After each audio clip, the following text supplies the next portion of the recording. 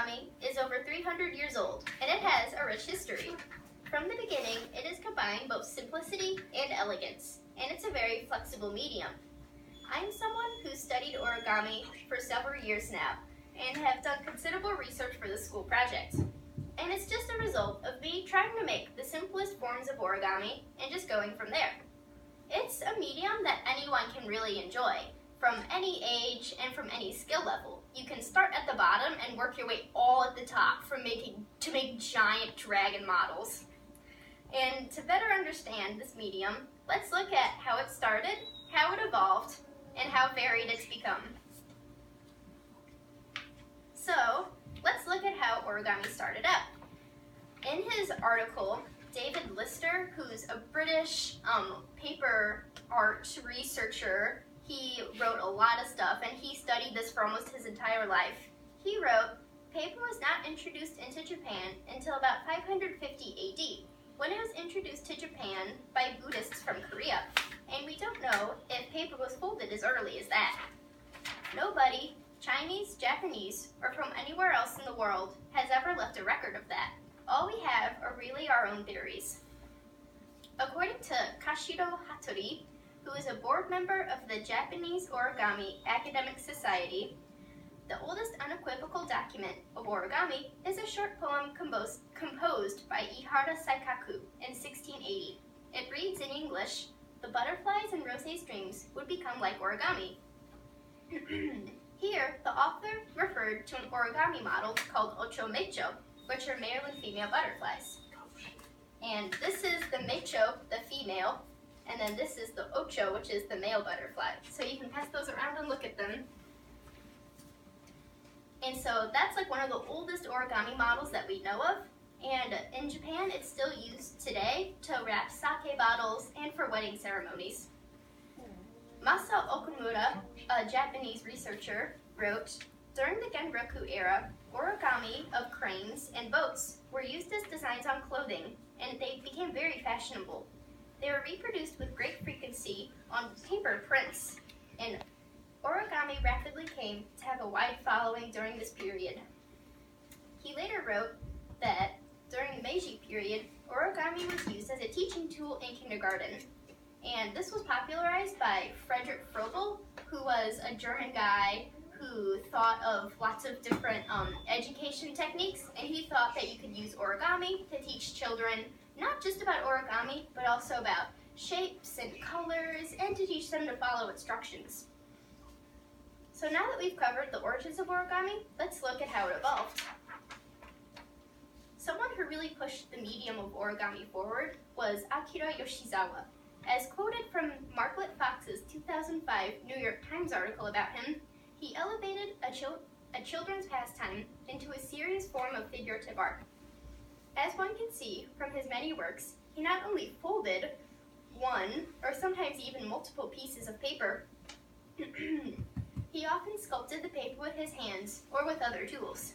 He also pioneered a technique known as wet folding that allows dampened pieces of paper to be molded and sculpted to create curved lines instead of those that would just be straight with typical paper folding. Another phenomenon that changed how the world looked at origami was what happened to Sadako Sasaki. Sadako was 2 years old when the atomic bomb was dropped on Hiroshima, Japan by the American forces in 1945. And as the Hiroshima, Japan Peace Society quoted, by the time she was 12 in 1955, she was dying of leukemia. And so her classmates told her about a traditional Japanese legend where if you fold 1,000 paper cranes, you could have any wish that could come true. And so she wanted to have her wish fulfilled, that she would be cured of leukemia.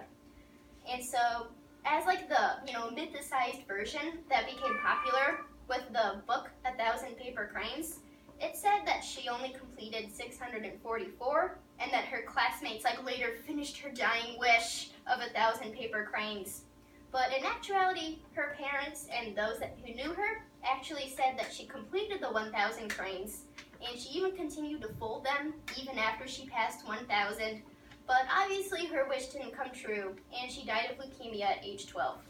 A statue was erected of her, and every year people leave wreaths where paper cranes are strung together, and they remember her wish for just world peace. So now that we've looked at how origami has evolved, let's look at how varied it's become. As I've mentioned before, Akira Yoshizawa introduced the world to wet folding, and the process of wet folding allows more curves instead of just straight lines, so that you can create even more elaborate 3D figures.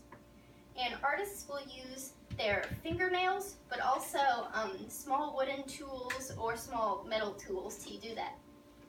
Another type of origami that's become popular is modular origami, or unit origami. And with this, multiple sheets of paper are used to make 3D items, and usually geometric shapes.